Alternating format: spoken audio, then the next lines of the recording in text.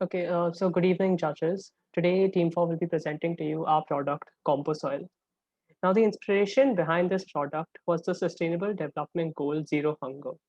End hunger, achieve food security, and improve nutrition, and promote sustainable agriculture has been one of the United Nations' key goals over the last few years. Accomplishing zero hunger has been the need of the hour. This has continued to put immense pressure on farmers and agriculture food organizations to increase efficiency and sustainability at the same time. This issue of efficiency in agriculture can be easily tackled by increasing crop yields. What is the importance of crop yields? Efficiency and productivity is in the need of our current economy, and crop yields can affect how much we pay for our groceries as well. If crop yields for strawberries are high for one season, there will be a lot of strawberries for sale, hence prices will generally be low. However, if conditions cause a decrease for the strawberry crop the following year, there will be fewer strawberries for sale, and hence prices will be much higher. Additionally, if a crop has many years of low crop yield, the farmers may switch to another crop, and this may cause a long-term decrease in availability and higher prices. And solving this problem is one of the key aspects of our product.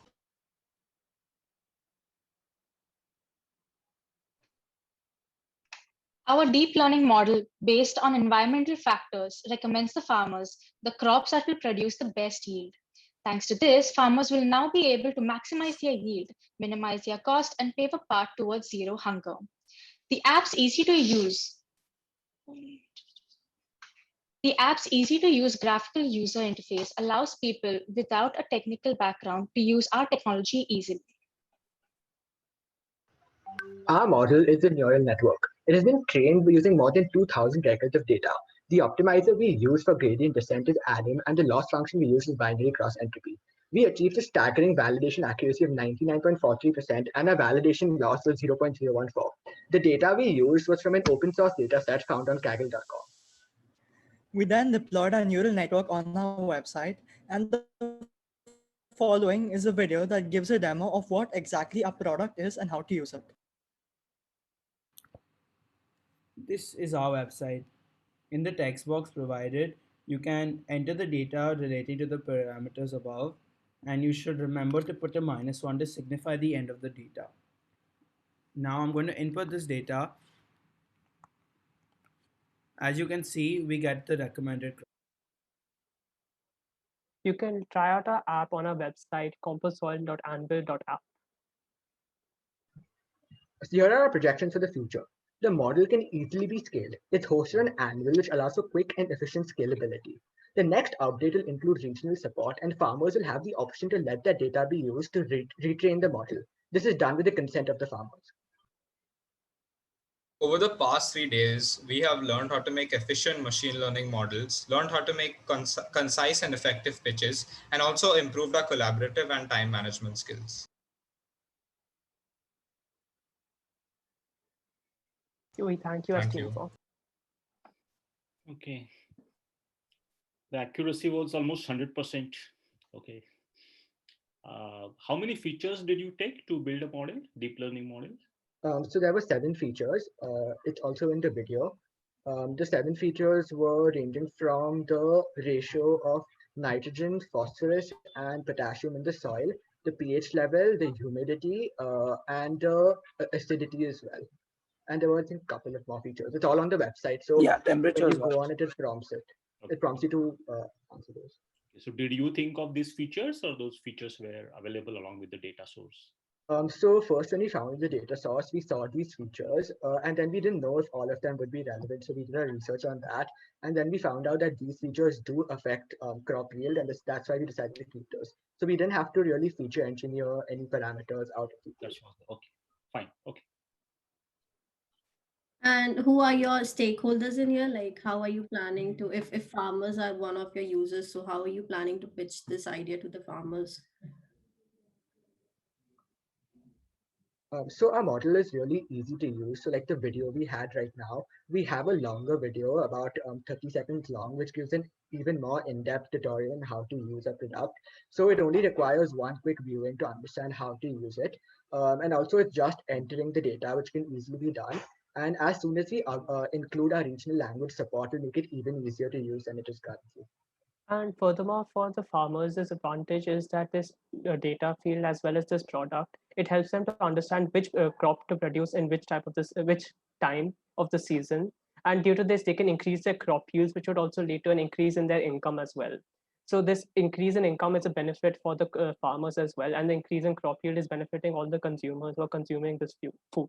So it's like a benefit for everyone, all the stakeholders.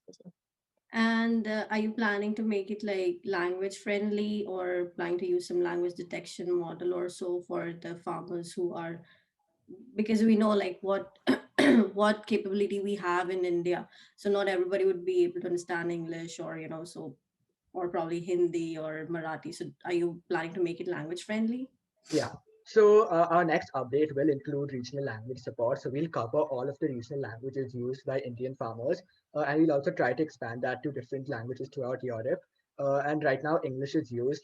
And even though the language does change, the technical terms like nitrogen, phosphorus, and potassium, they are still constant. So it should still be pretty easy for farmers to understand initially. However, we do want to include regional language support in the future. Okay, great. Okay, thanks. So just a follow on from previous judge's question. The concept is really novel. I really like it. And you have thought through in terms of your programming. But how are you going to get the data? Meaning, how will the farmers know in their soil, this is the amount of contents they have got it, or nitrogen, potassium, how much is the water content, how much is the iron content? How do they get that data from? So right now, also farmers are constantly monitoring the level of chemicals in the soil already. We're just putting this into an application, so they don't have to buy additional equipment. Anyways, farmers always constantly monitor the level of chemicals, the pH, and the humidity. So that'll be really easy to do. So they don't have to add any additional equipment, and it's not some really complicated technology to automatically detect everything. They've been doing this the entire time, and they just have to enter the data manually using a keyboard into our website, and it does everything automatically from there. That's interesting. In while developing this, I know it's a very short time. Did you had an opportunity to speak directly or indirectly with any farmers in terms of how do they collect the data and how they bring this information forward?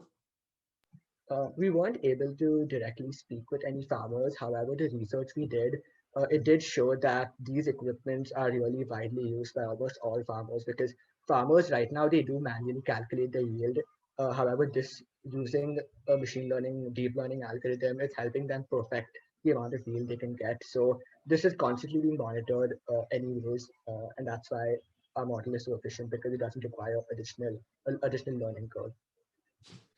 Very good. One thing you may want to look into it is, as you are further developing the platform, maybe you may want to do some ground testing with a couple of farmers or some contacts, even people who have got their farmlands outside Bombay. Ask them, how do they calculate it? How do they find the data? And then you can validate the data set. I think in terms of technology, I see it's a great potential. It is a great opportunity, but I somehow feel like you need a little bit more kind of data. How are you going to collect the data from the farmers? You may want to do some more work on that. Thank you. Actually, I do have a farm in Solapur, and my grandparents are going there very soon. So then they will ask our farmers how they collect the data, and then we will be able to optimize it accordingly. That's a very good point. That's a very good way forward. Yeah. Thanks. Sorry.